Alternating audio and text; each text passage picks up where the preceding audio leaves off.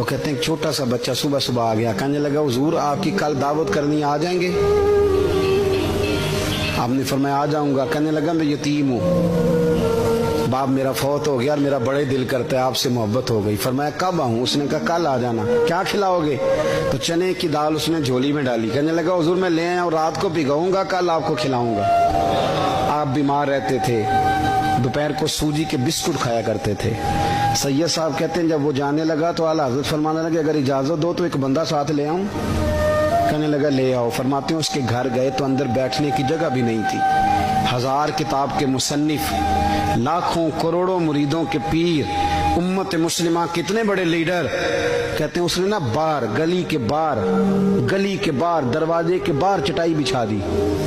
کہنے لگا حضور اندر جگہ نہیں ہے، میری اماں ہے اور آپ عورتوں سے بڑا پردہ کرتے ہیں۔ اعلیٰ حضرت باہر بیٹھ گئے زمین پہ، اس کو کہتے ہیں لاجپال پیر۔